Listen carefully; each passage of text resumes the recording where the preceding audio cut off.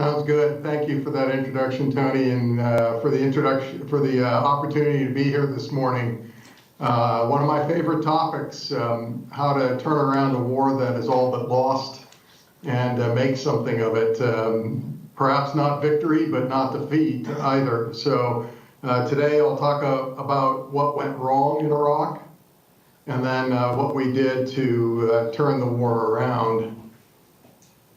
So what went wrong? I think you're learning there that every strategic plan, has to begin with a set of assumptions. And there were a set of assumptions in the Iraq War that turned out to be wrong. Now, that's not necessarily a bad thing. Sometimes you get it wrong, often in war.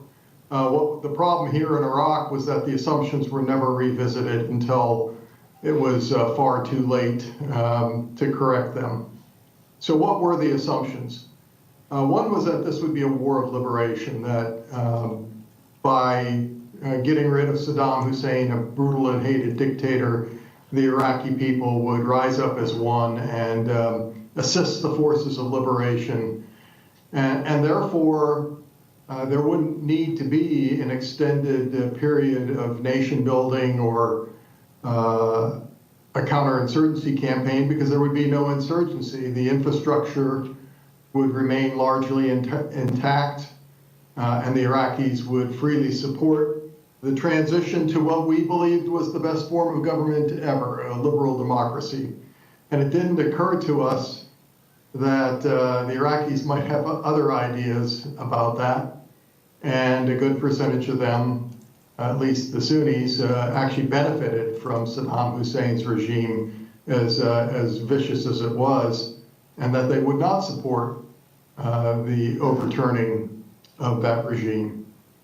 Compounding this was belief in the U.S. Army, the U.S. military in general, that we had entered a period of a revolution in military affairs. The intersection of new technology, new organizational structures, and new doctrine that would fundamentally change the nature of war.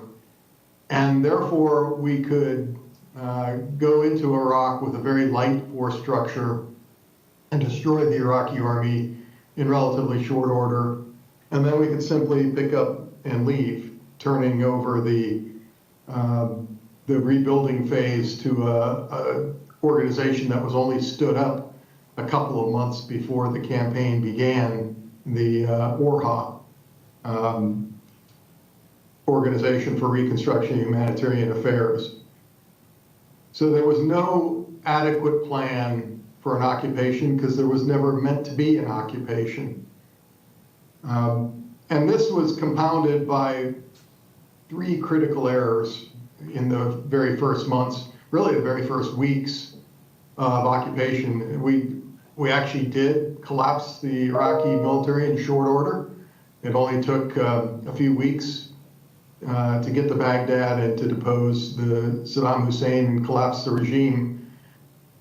But then instead of allowing ORHA to do its thing, and Jay Garner, the head of ORHA, had at least done some planning about what to do, even though it was inadequate. He was removed from his position relatively quickly by Donald Rumsfeld, the U.S. Secretary of Defense, and replaced by Jerry Bremer, Ambassador Jerry Bremer, who had no clue what to do in Iraq. He had been an ambassador to the Netherlands. He didn't speak Arabic. He wasn't an ambassador that had served in that region, and he got it wrong, seriously wrong. First thing he did was he signed a de-Baathification decree that cut pretty deeply into the Iraqi social structure. Now, the Ba'ath Party was a pyramidical organization with about 6 levels. And at the top was Saddam Hussein and his family, and then underneath him were his key leaders, and then underneath that, the Republican Guard, and so forth. You go down to the lowest levels, which are numerous but not very important. And Bremer decided to de-Ba'athify up to the FIRQA level, the division level, which, had he just gotten rid of Saddam Hussein and his immediate circle, I think things would have been okay. Get rid of the top 1,000 Ba'athists maybe, and move on with new leadership. But that's not what he did. Instead of just getting rid of them, he got rid of about 40,000 Ba'athists.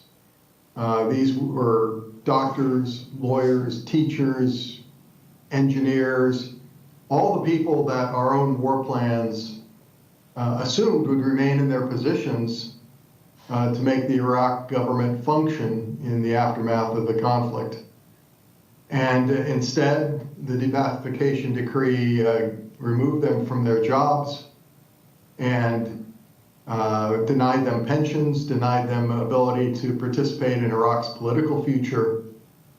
And with one stroke of a pen, Jerry Bremer created the political basis for the insurgency. The second thing he did was to disband the Iraqi army. Now, he says in his memoirs that, I was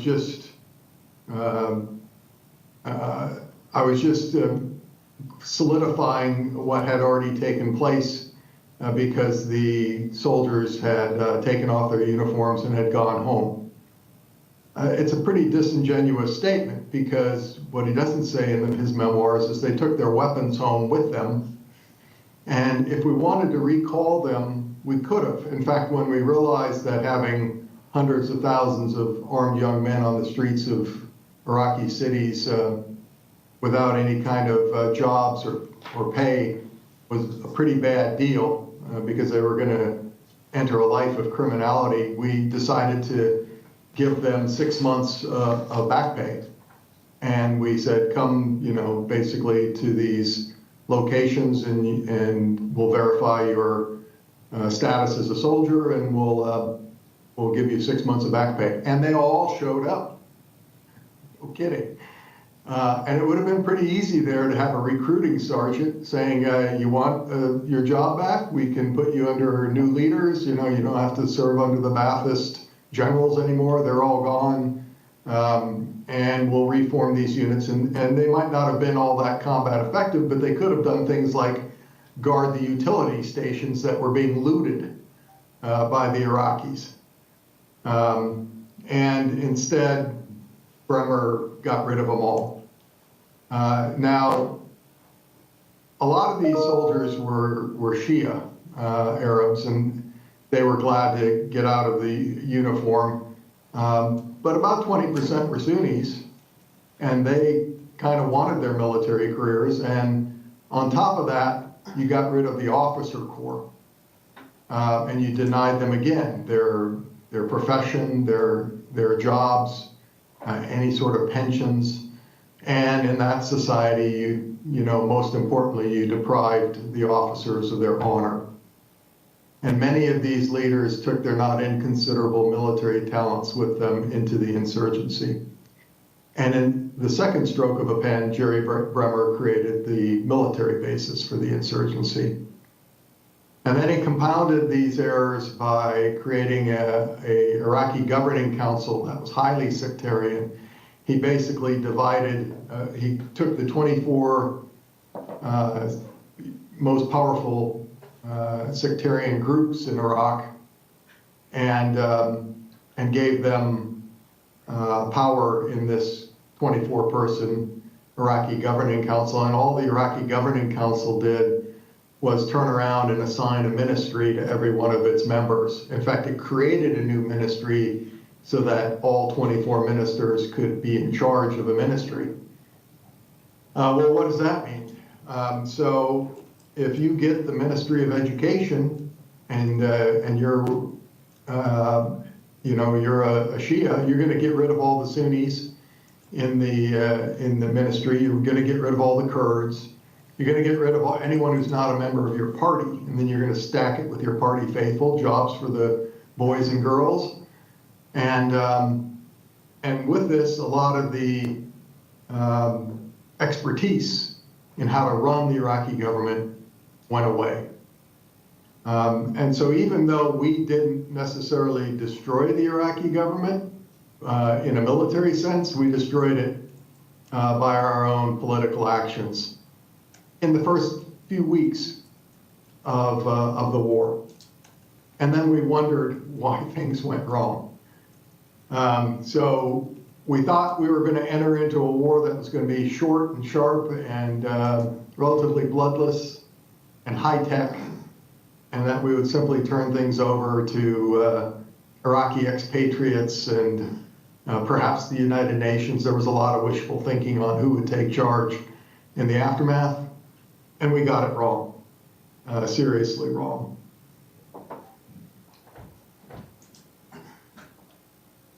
I love Gary Larson. He publishes a cartoon, or used to, in the United States called The Far Side.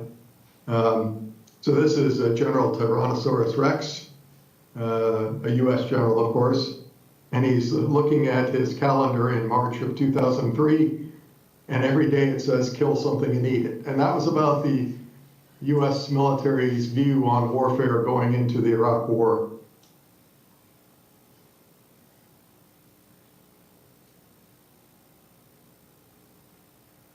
Okay, so there we are, stuck in Iraq with a budding insurgency, and what do? Well, there was no strategy. There was no operational concept. I was there as brigade commander. We were simply told, stay on the offensive, whatever that means. And in fact, staying on the offensive was probably the wrong thing to do. And we didn't have enough resources to achieve our goals. Now, I commanded 2,500 soldiers, and I had Rusafa and Adamiyah, two of the areas in Baghdad, about 2/5 of the city, which was about 2 million people. And I had 2,500 soldiers to provide security in that area. So that was about 1 soldier for every 600 civilians. Now, if you've read the counterinsurgency manual, I'm sure it's all bedtime reading for you. You'll note that the goal in a counterinsurgency is to have 20 to 50 counterinsurgents for every 1,000 civilians. So that would be 20 to 50, 1 soldier for every 20 to 50 civilians. I had 1 for every 600. Even New York City, in a much less violent environment, has 1 police officer for every 200 civilians. So we simply did not have enough boots on the ground to stop a growing insurgency. Even then, we did have some successes. My future boss, General David Petraeus, killed Uday and Qusay Hussein up in Mosul. We defeated the very first Ramadan offensive by the insurgents. It was in October, November of 2003. In December, my good friend Jim Hickey and Delta Force captured Saddam. And I asked some of the Sunni leadership in my area what would happen next. And they said, well, with the right outreach to the disaffected Sunnis, the insurgency will wither away and die. But Jerry Bremer didn't do that. He didn't recognize his mistake in alienating the Sunnis. He didn't reach out to them. He simply bagged the win and continued on creating a temporary administrative law, read that a temporary constitution for Iraq, without Sunni involvement in the process. So they felt alienated, and increasingly the more extreme among them, especially those beholden to the new group Al-Qaeda in Iraq, took charge. We then compounded this error in the spring of 2004 by removing our forces from Iraqi urban areas. We're Americans, we think everything revolves around us, as did the commander of Central Command, General John Abizaid. You know, he says it must be us. Our presence in Iraqi cities is what's driving the insurgency. So if we just remove the Americans from the equation, everything will be okay. You know, I argued against this as my brigade was departing Baghdad to become the Corps Reserve, and I got nowhere with my leaders. And the result was that power abhors a vacuum. And so without US forces in Iraqi cities and without adequate numbers of Iraqi forces, because there weren't any, I mean, there were some police and that's about it, the insurgents and Shia militias took over. And this amped up the level of violence in Iraq. There was a kinetic battle near the end of 2004 in November in Fallujah. And it started about 6 months earlier when a car full of contractors, civilians, Americans, drove into Fallujah, took a wrong turn, and were captured and executed, and their bodies hung from a bridge in the center of the city. And this went viral. And so President Bush was upset, and he ordered, you know, a response. And Bremer ordered, you know, basically the Marines, which were in control of Al-Anbar province, to go in and find those responsible and bring them to justice. And the Marine commander there at the time, General Jim Mattis, later head of Central Command, later Secretary of Defense, argued against this, said this is not the way, this is exactly what they want. And we can go about this a much, you know, more muted and different way and still achieve the same thing, but he got nowhere with his civilian bosses. And so he said, okay, once I start, don't stop me. And the Marines began to claw their way into the city. And of course, then a lot of what happened went online, and a lot of fake news basically got posted online by the insurgents and their political arm. And so the Arab world rose up saying the Americans are attacking mosques and are, you know, attacking hospitals and beating up on the poor citizens in Fallujah. And right when the Marines were on the verge of taking over the entire city, Bremer called them off and ordered a ceasefire. And this just gave the insurgents a win. You know, they basically said, well, we've won the battle, we beat the US Marines, and they took over Fallujah and in a very brutal way governed the city with torture chambers and executions and so forth. So 6 months later, after the presidential election was over in the United States, Bush won a second term. The Marines went in again. This time, they were not going to be stopped. They had learned some things about how to control the media environment. So the first thing they did, for instance, was take the hospital so that the insurgents couldn't put cameras in there to lie about what was happening. And then there was a huge battle for the city, which killed about 2,000 to 3,000 insurgents, also wrecked about 40% of the city and depopulated it. And that was the end of that. I mean, you couldn't go around destroying Iraqi cities in order to save them, shades of Vietnam. And so there had to be another way. And that other way, in the view of the Bush administration, was elections.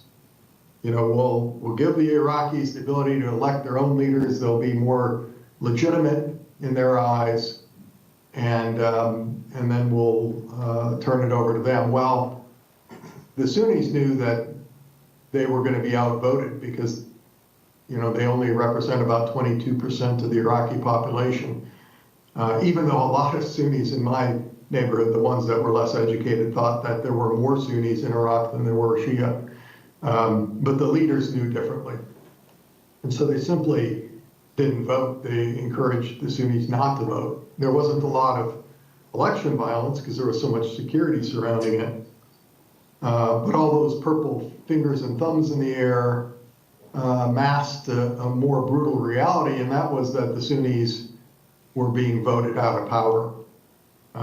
And so they didn't want to legitimize the election by participating in it. And that just exacerbated Sunni fears of isolation in the new Iraq. And the insurgency continued to grow in strength. So what next? Well, then it really did become sort of shades of the Vietnam War. We were just going to, in Vietnam, what we did was we did Vietnamization. We turned it over to the Vietnamese. That didn't work out so well. In this case, we were going to just turn things over to the Iraqis, stand up their military and police, and then get out. In President Bush's phrase, as the Iraqis stand up, we will stand down. And that was the strategy until early 2006, when the Al-Askari Shrine was bombed by Al-Qaeda in Iraq. Let me turn off my email here because it keeps dinging.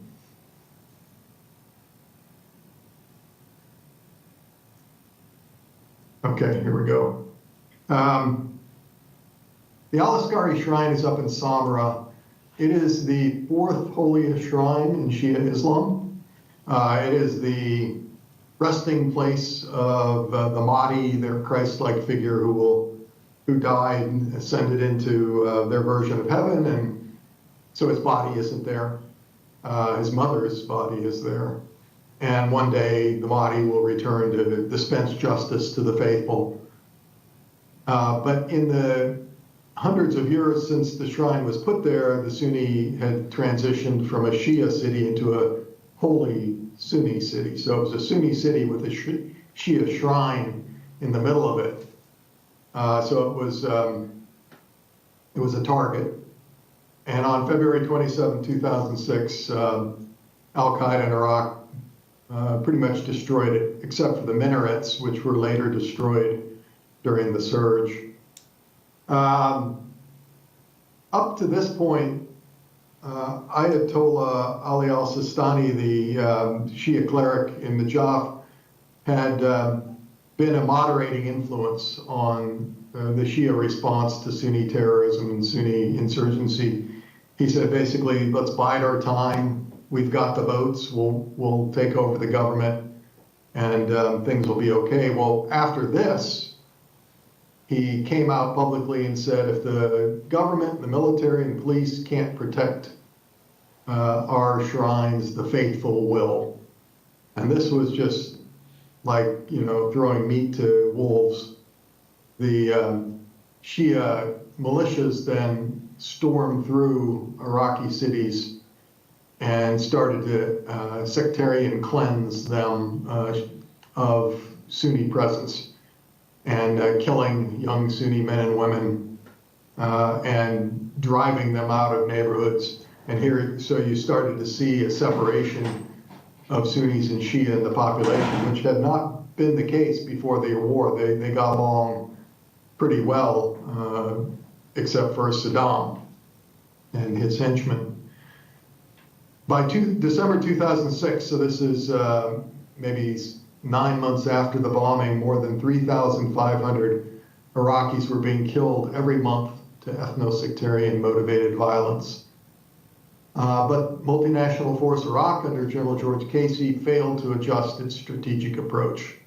It still focused on staying on the offensive, and that meant killing and capturing terrorist and insurgent operatives, and standing up Iraqi security forces so U.S. forces could leave, and a rapid transition of security responsibilities to them, even though they were unready to accept those responsibilities.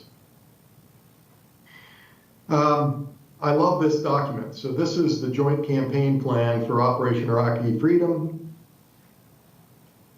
There were a number of these, but this is the strategic document. And this one was 28 April 2006. So it's 2 months after the bombing of the Al-Asghari Shrine. So remember I said you have to have assumptions in strategic documents. Well, you also have to have sort of a red team analysis. What could go wrong if this strategy fails? So in this document, it has what we call wild cards, unexpected events, black swan events that, could jeopardize our strategy if they came to pass. And one of the events, the very first one that's listed, is a trigger event sparks widespread sectarian violence, which spirals into civil war. Potential trigger events include a desecration of a Shia religious symbol. I kid you not, this is 2 months after it already happened. I don't write this. I mean, the material writes itself. So there we are. Here's March of 2006 with civilian deaths stacking up like cordwood on Iraqi streets. Now this is coalition data, but we have fewer people out there looking at things than the Iraqis, and this is their data. So this is what's happening when the surge is being devised. I was brought into the Council of Colonels working for the Joint Chiefs of Staff right about here, late September of 06, and all we see is this rise in civilian deaths. And what do we do about it? This is the broader security challenges. You have sectarian violence here in Baghdad, civil war breaking out. Al-Qaeda in Iraq is in control of Al-Anbar province. Our own intelligence sources confirm that. Lethal aids flowing in from Iran to support the Shia militias in Baghdad and elsewhere. You have Arab-Kurd tensions up on the Green Line south of Kirkuk. Al-Qaeda's main effort is up in Mosul, which is interesting because we had to get control of Baghdad, and then our next target in the counterinsurgency campaign was then going to go up to Mosul. We never made it there because of what happened down south. I'll talk about that later. Turkey had periodic military action against the PKK up in northern Iraq. PKK had safe havens in the northern part of the country. PKK now has finally disbanded and stood down just recently. Foreign fighter flow coming in from Syria. In fact, we warned Bashar al-Assad through back channels that you can't just allow these future terrorists to flow into the country. It's going to come back to bite you. And sure enough, during the Syrian civil war, it did come back to bite him, but he didn't listen. And then intra-Shia competition south of Baghdad, all the way down to Basra, where Shia militias were in control. And in Baghdad itself, you had Al-Qaeda in charge of, here's Risaf and Adamiyah, the two areas that I was in charge of, which we had a handle on until we removed ourselves from the equation, and then Al-Qaeda and the Shia militias ended up battling for control. Then this area, the Mansoor district, no relation, and Amaria, and then in the south of Baghdad. So Baghdad was being carved up. So by the late summer, it was pretty clear we were headed for defeat. And finally, the Bush administration ordered strategic reviews to take place. The National Security Council had the most important review, led by Steve Hadley. The Joint Chiefs of Staff had a review, the Council of Colonels, which I took part in. H.R. McMaster was part of that effort. as well. We were the only two, by the way, that had commanded ground forces in Iraq. Everyone else was like blind men feeling the elephant, trying to figure out what was happening. And so we had, I think, an outsized role in the discussions. And the State Department also had a review, which didn't go very far, but you know, even with these 3 reviews, the National Security Council finally decided that the best course of action would be to surge all available reinforcements into Iraq, minus mobilizing the reserve components of the U.S. military. So we weren't going to mobilize the National Guard or the U.S. Army Reserve. We were going to send basically all available active duty brigades that we could muster, which turned out to be 5 brigades, along with 2 Marine battalions. And this was, you know, when General Petraeus went into the Oval Office with, this is Ambassador Ryan Crocker, who became ambassador to Iraq about a couple months after the surge was initiated. So this photo is actually taken in April 2008. But Petraeus goes in to see President Bush, and President Bush looks at him. He goes, "So this is double down, eh, General?" And General Petraeus looks at the president, who's from Texas, so he knows Texas Hold'em, an American poker game. He goes, "With all due respect, Mr. President, this is all in. Either we win with these 5 brigades and the 2 Marine battalions, or we're going to lose the war." But more importantly, those forces would be used differently. It wasn't going to simply be stay on the offensive. There was a new counterinsurgency strategy, which I helped in a very small way. I helped edit the manual in its final stages. And it said at its core that protecting the population or controlling them is the key to a counterinsurgency campaign. Not always true, but true enough for Iraq. And so that was going to be the cornerstone of this counterinsurgency effort. We were going to get out of these big bases that our forces had established, and to get back into the communities and the neighborhoods, and fight the insurgency on its own ground. So what was the surge?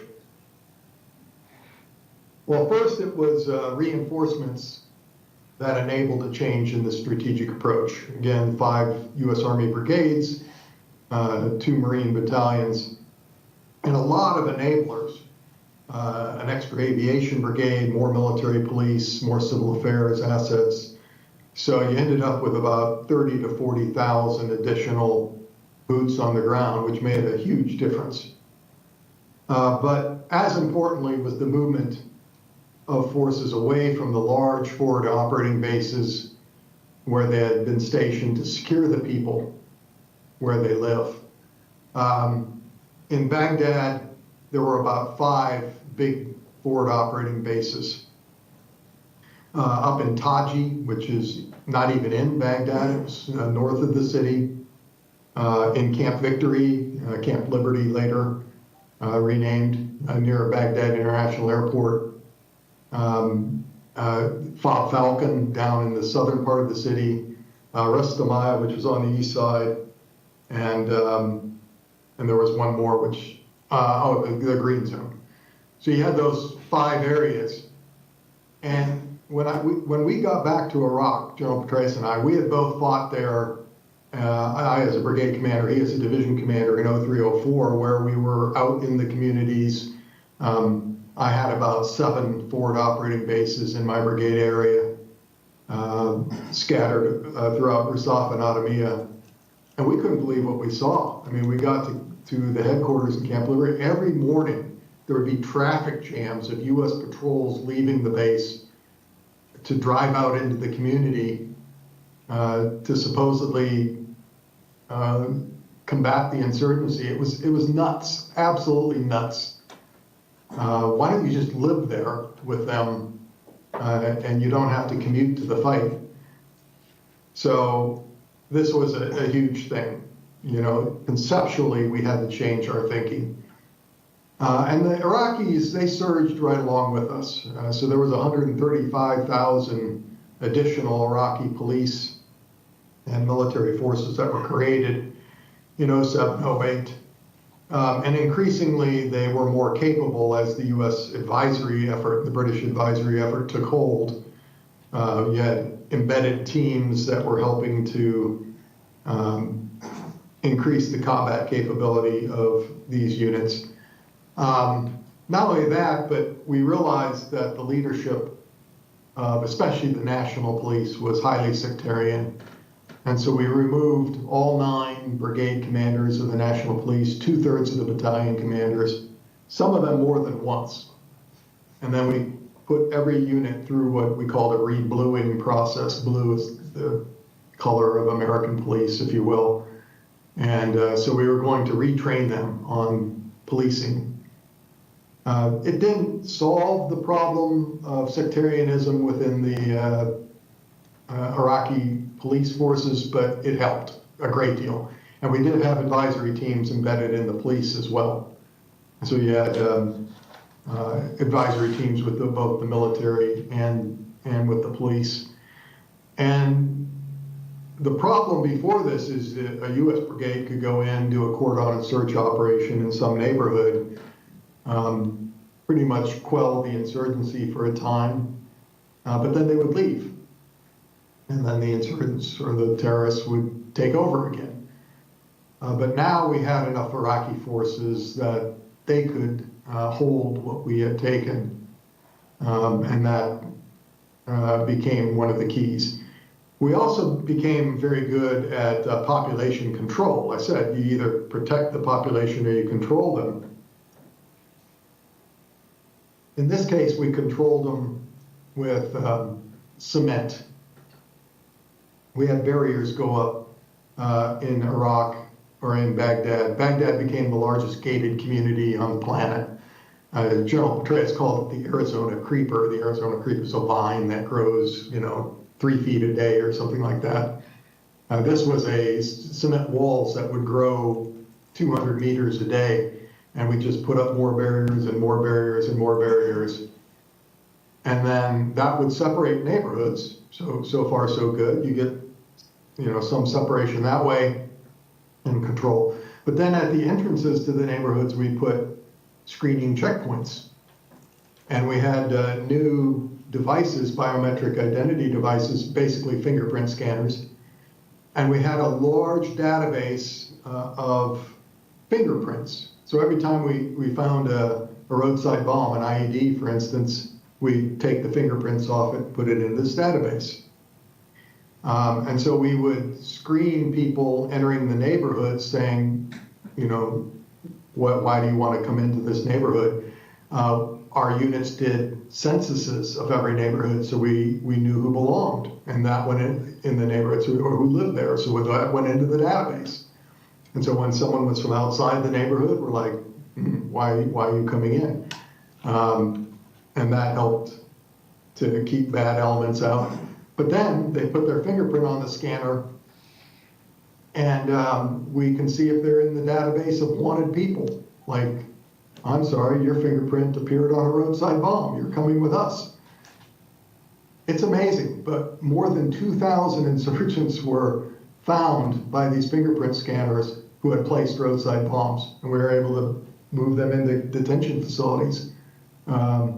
So we use technology,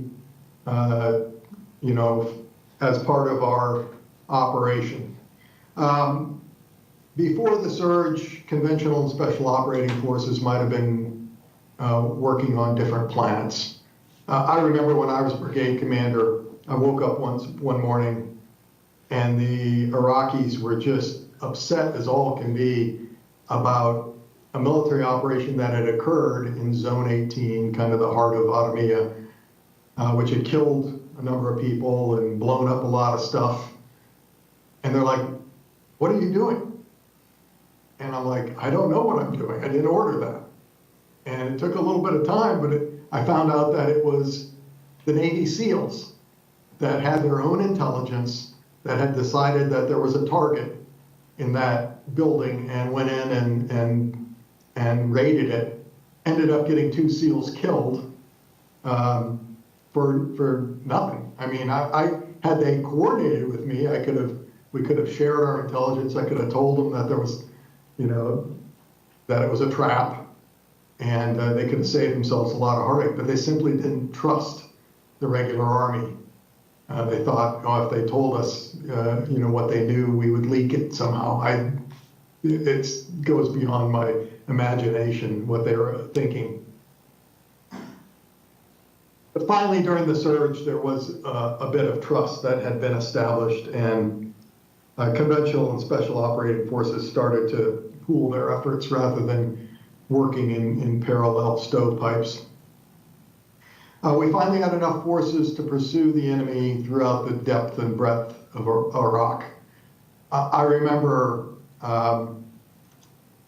one incident, well, not an incident, the whole campaign. So you have Baghdad in the center of the country. And then I had Jim Hickey, my good friend, the guy who got Saddam, came back to work for General Odierno, the Corps commander, and Jim stood up a counter IED operations and intel cell. And he was just mapping all the incidents that had taken place, in the war. And he had an operations center. It was almost not quite a duplicate intel and operations cell, but it had a lot of capability. And he could think outside the box because he wasn't responsible for actually controlling forces. And he said, there's this big area between Baghdad and Lake Tharthar, which is northwest of Baghdad. So Baghdad, out to Fallujah, up to Lake Tharthar, over to Camp Taji, and back down to Baghdad. So you have Baghdad, so it would be up here. This just whole. And there's no intelligence about what's taking place there. None. And he goes to the brigade commanders responsible for the different edges of the area, and he goes, what's in there?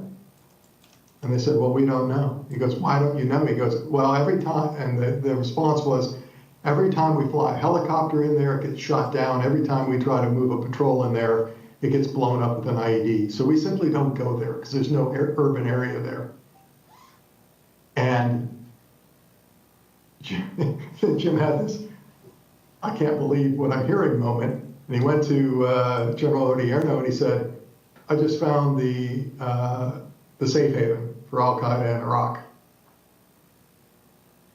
And so as part of the surge, we made a major effort to clear out that area, and it was hard. I mean, it was like shooting Mikliks, which is a line clearing charge on routes, and going maybe 500 meters a day to clear these routes of all the IEDs that were on them.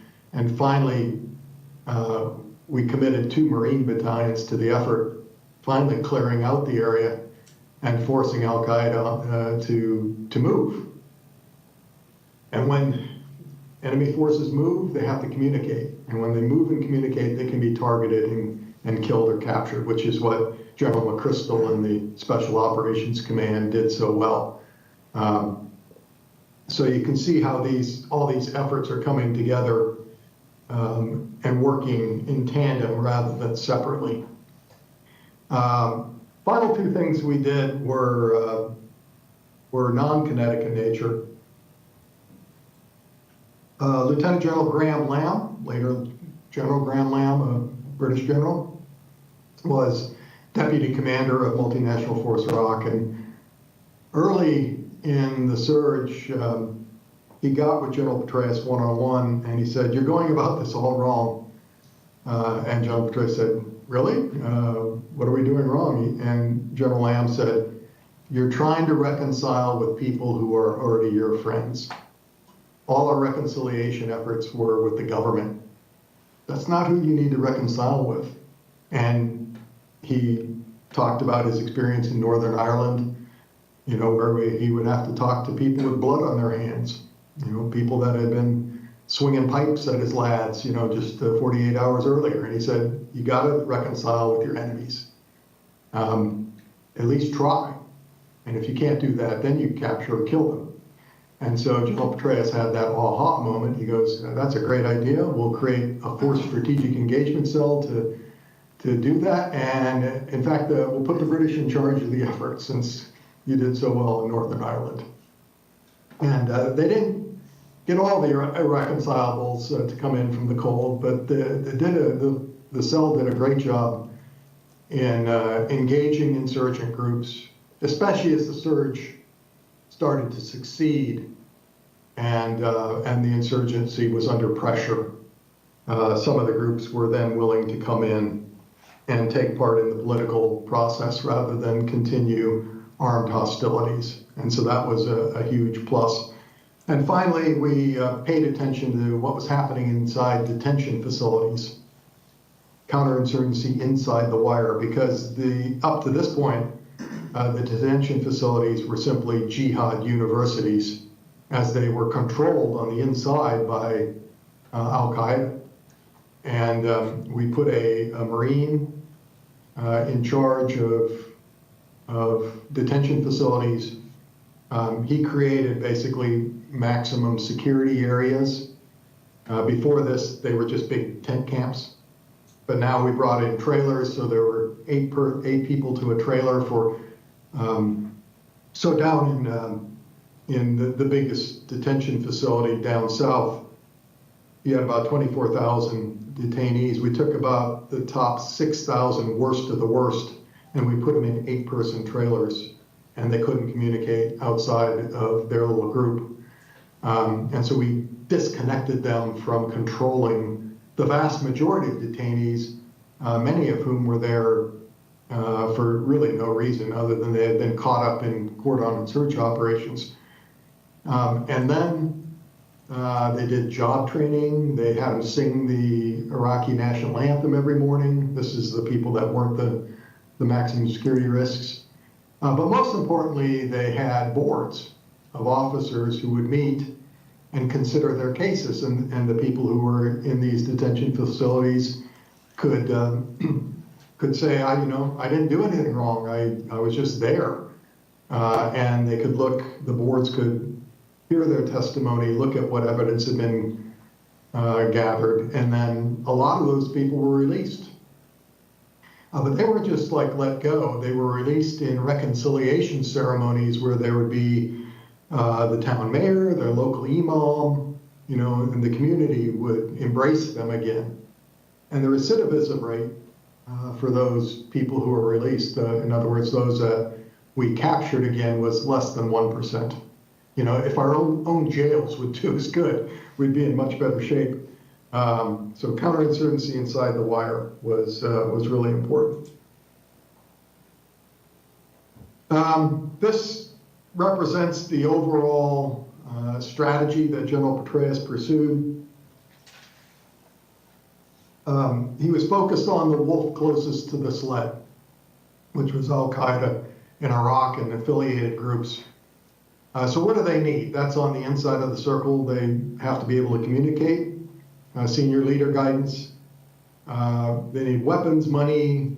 They need recruits. They need the safe haven, support, and then ability to command and control their forces.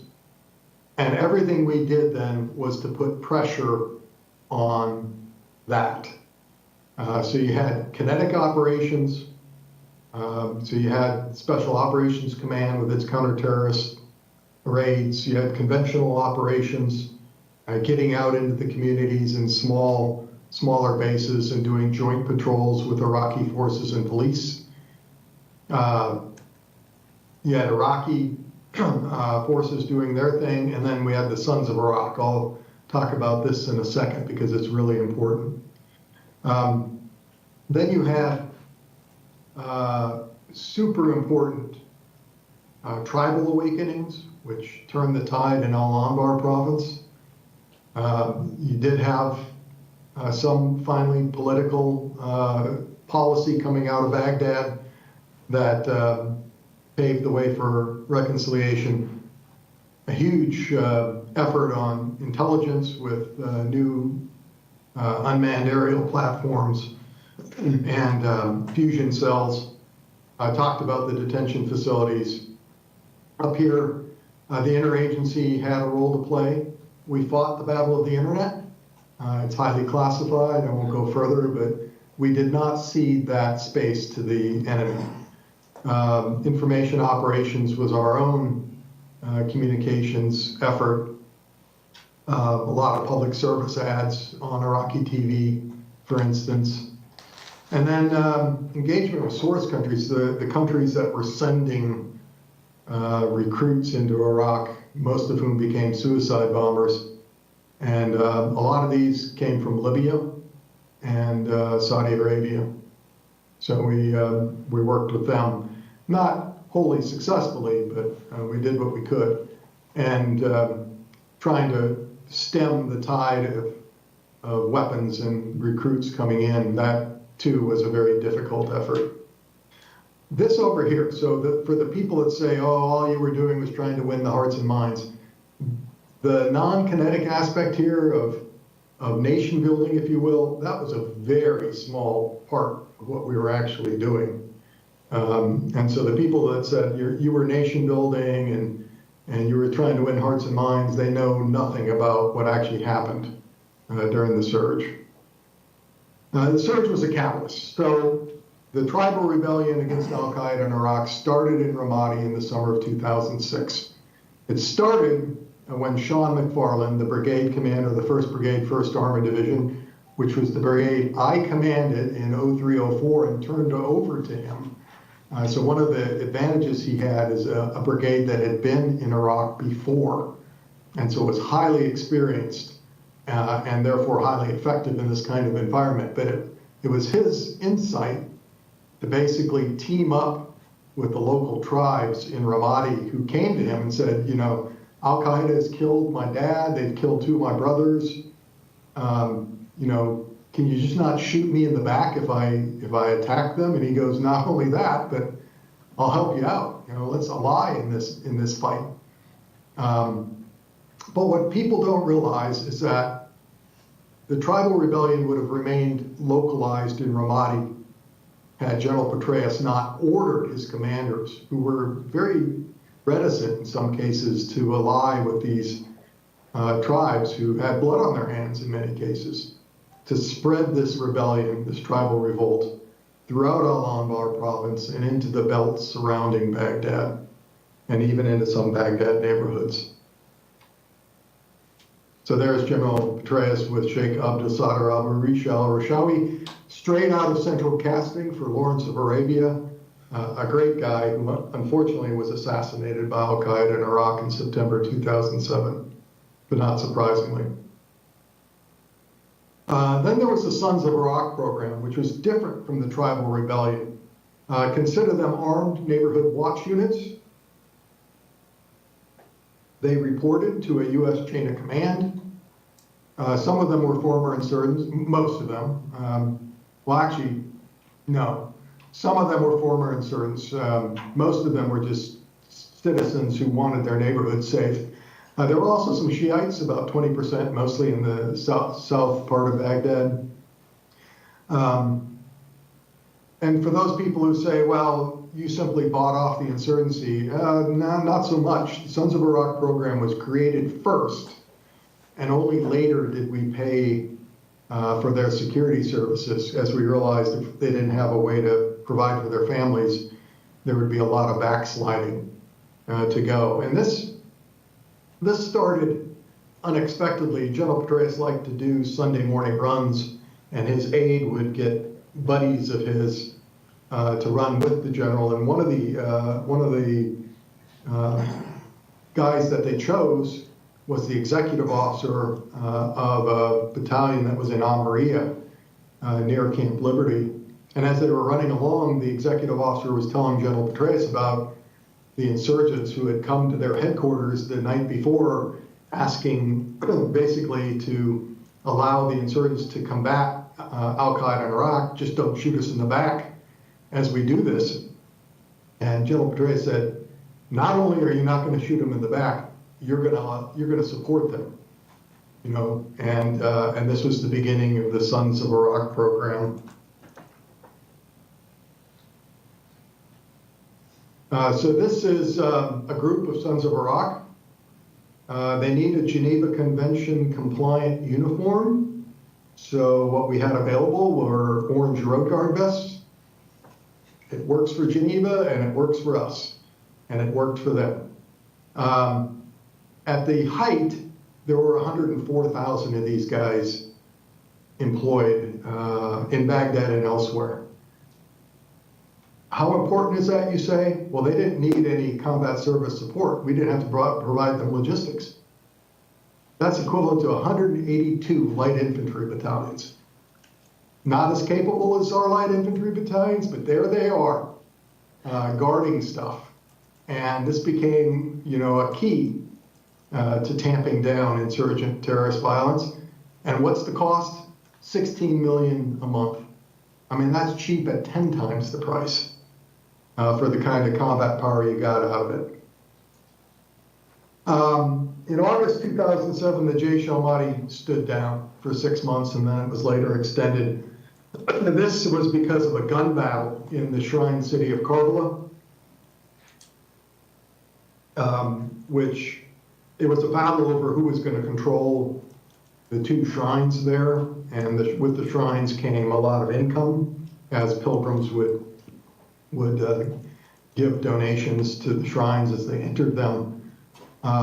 This was like one of the holiest days of the Shiite calendar year, and there was this gunfight in Karbala. The Ayatollah Ali al-Sistani had to call off the holiday. This would be like the Pope canceling Easter Mass in St. Peter's Square in Rome.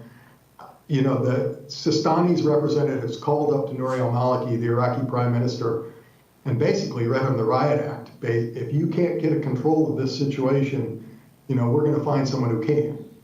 And so Maliki went down in a convoy of about 60 SUVs, walking around Karbala with his own AK-47 in his hand, arresting people and whatnot. And Jaish al-Mahdi, which had been part of the gun battle, was so embarrassed by what had happened that they called a ceasefire, say we're going to sit on the sidelines for 6 months. And so that drove down the level of violence even further. There's Muqtada al-Sadr. And then finally, the following spring, Maliki, in a very surprising move, took a couple of Iraqi army brigades down to Basra to clear the city of Shiite militias. He didn't put a lot of thought into it, and he almost lost the fight. But General Petraeus said, we are not going to allow them to fail, because if they fail, then this whole thing collapses. And so we, as in the United States, provided the airlift to get 2 more Iraqi brigades down into the fight, along with their advisory teams. The British commander in Basra, who was actually the deputy, the commander was on leave, went ahead and ordered the British advisory teams into the fight as well, without permission from London, by the way. And General Petraeus looked at me and said, that makes him my kind of guy.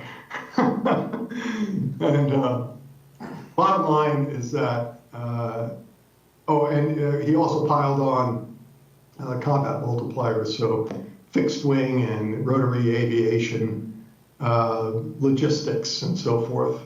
And in a short period of time, the Shiite militias were overrun, and Basra was cleared of their presence, which was an amazing development. And after that, Maliki went after Sadr city, the eastern part of Baghdad, which was a much tougher fight, but still one that was eventually victorious. Due to a lot of U.S. firepower and combat forces that were arrayed along what was called phase line gold in Sadr City.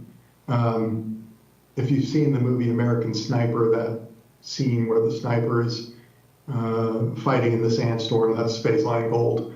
And then finally Al-Amara down south. So finally what we see is that the Iraqi government is using Iraqi forces to clear these cities, not just of insurgents and terrorists, but also of Shiite militias.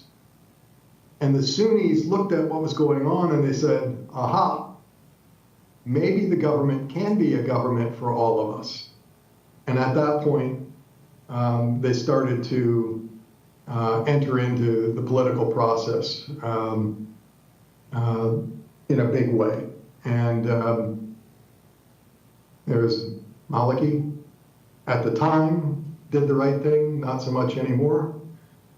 And what we see is that the sectarian violence, which was tearing Baghdad apart in December 2006, by April, when all the surge brigades are flowing in, it's lessened.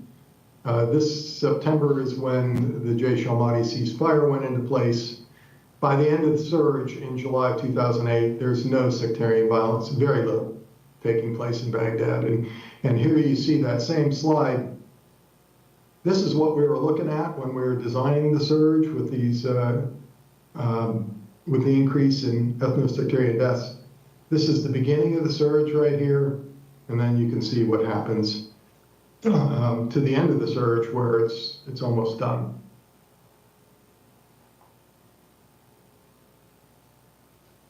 This is another way of looking at it. These are security incidents, so anything that explodes or a roadside bomb that's found, that's on this slide. And again, you have this steady increase until the surge begins. As the surge brigades come in, it flattens out. And then you have Operation Phantom Thunder, the surge of offensive operations beginning in June of 2007. And from there on down, you can see the drop. This increase here is when Maliki went down to Basra.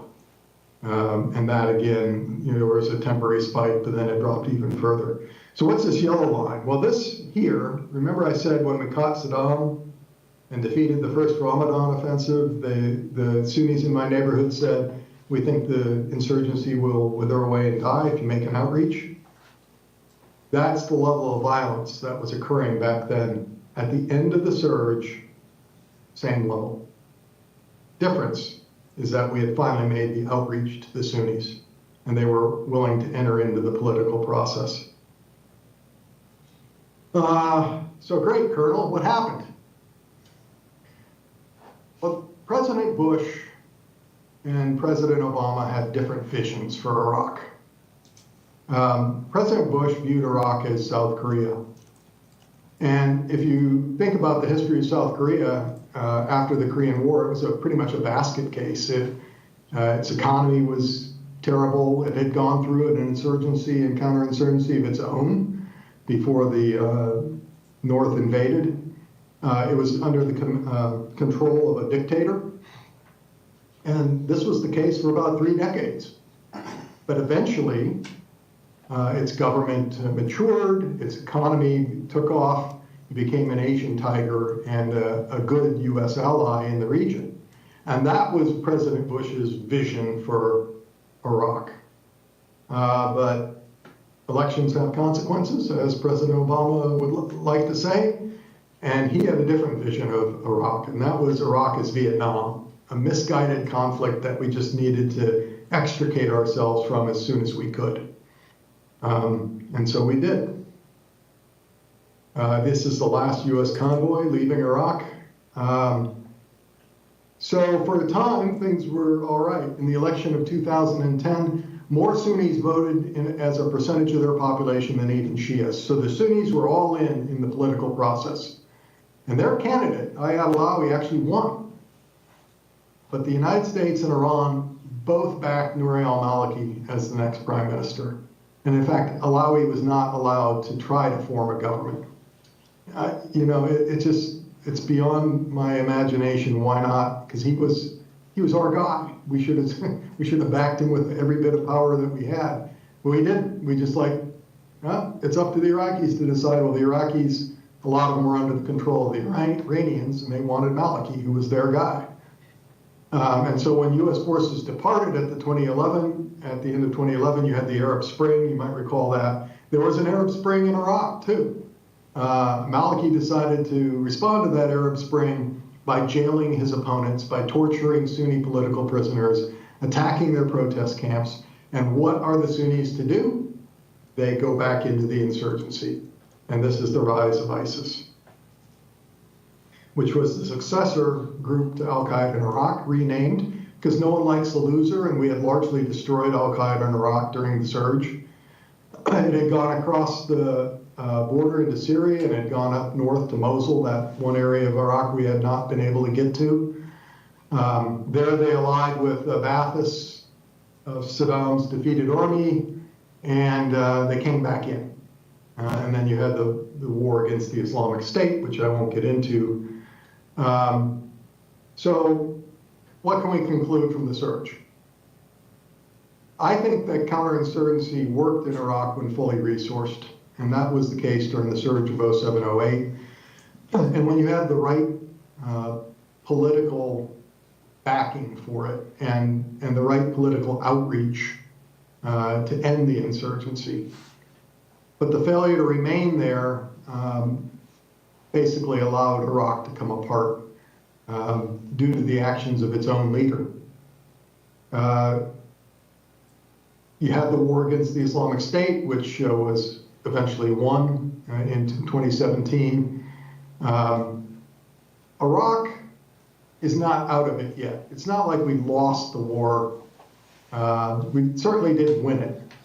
But what's the future of Iraq? You know, name me a country in the Middle East that has had 7 peaceful transitions of power since 2003. Not Israel. That's only had 2 or 3. Iraq. And so as fractured as the democracy is there, it is still working somewhat. The government needs to be inclusive of all sects and ethnicities. It's making strides in that direction. The problem, in my view, is Iranian influence.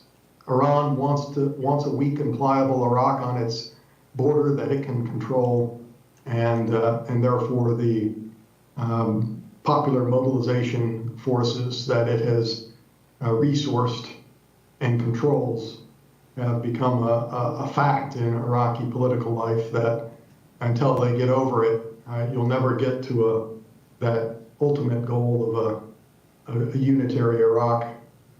And with that, be happy to take questions. This is, by the way, the congressional hearings in April 2008. General Petraeus, Ambassador Ryan Crocker, like the best ambassador ever. I can't say good enough things about him. There I am, watching General Petraeus' back. In fact, he gave me a little memento when I left. He said, "Thanks for watching my back, Pete." So there we are. Happy to take questions at this time. Thanks, Pete. Really great talk. Thanks.